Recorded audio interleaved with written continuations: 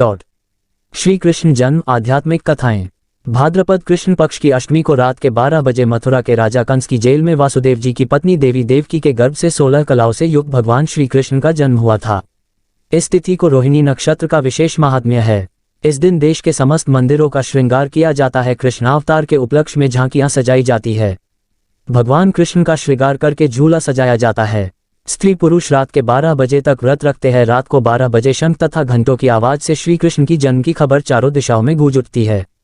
भगवान श्री कृष्ण की आरती उतारी जाती है और प्रसाद वितरण किया जाता है। प्रसाद ग्रहण कर व्रत को खोला जाता है।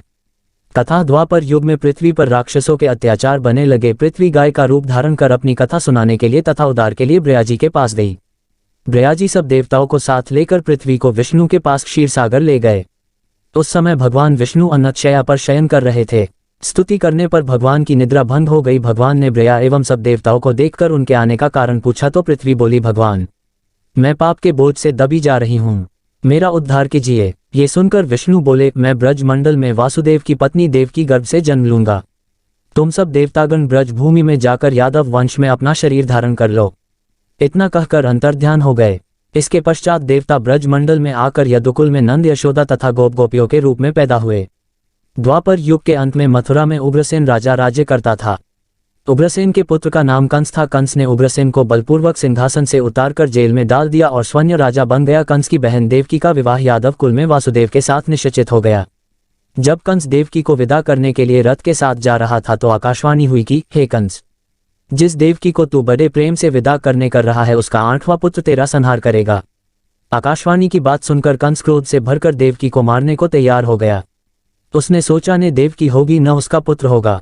वासुदेव जी ने कंस को समझाया कि तुम्हें देवकी से तो कोई भय नहीं है, देवकी की 8वीं संतान में तुम्हें सौंप दूंगा। तुम्हारे समझ में जो आए उसके साथ वैसा ही व्यवहार करना। कंस ने वासुदेव जी की बात स्वीकार कर ली और वासुदेव देवकी को कारागार में बंद कर दिया। तत्काल नारद जी वहां पहुंचे और कंस से बोले कि यह कैसे पता चला कि 8वां गर्भ कौन सा होगा, गिनती प्रथम से या अंतिम गर्भ से शुरू होगा। कंस ने नारद जी के परामर्श पर देवकी के गर्भ से उत्पन्न होने वाले समस्त बालकों को मारने का निश्चय कर लिया। इस प्रकार एक एक करके कंस ने देवकी के 7 बालकों को निर्दयतापूर्वक मार डाला। भाद्रपद के कृष्ण पक्ष की अष्टमी को रोहिणी नक्षत्र में श्री कृष्ण का जन्म हुआ। उनके जन्म लेते ही जेल ही कोठरी में प्रकाश फैल गया। वासुदेव देवकी के सामने शंख, चक्र, गदा एवं पद्मधारी चतुर्भुज भगवान ने अपना रूप प्रकट कर कहा, अब मैं बालक का रूप धारण करता हूं, तुम मुझे तत्काल गोकुल में नंद के यहाँ पहुंचा दो और उनकी अभी अभी जन्मी कन्या को लाकर कंस को सौंप दो। तत्काल वासुदेव जी की हथकड़ियां खुल गई। दरवाजे अपने आप खुल गए। पहरेदार सो गए। वासुदेव कृष्ण को सूप में रखकर गोकुल को चल दिए। रास्ते में यमुना श्री कृष्ण के चरणों को स्पर्श करने के लिए बने लगी। भगवान ने अपने पैर लटका दिए। चरण छूने के बाद यमुना घट गई। वासुदेव यमुना पार कर गोकुल में नंद के यहाँ गए। बालक कृष्ण को यशोदा जी की बगल में सुलाकर कन्या को लेकर वापस कंस के कारागार में आ गए। जेल के दरवाजे पूर्ववत बंद हो गए। वासुदेव जी के हाथों में हथकड़ियां पड़ गई। पहरेदार जाग गए। कन्या के रोने पर कंस को खबर दी गई।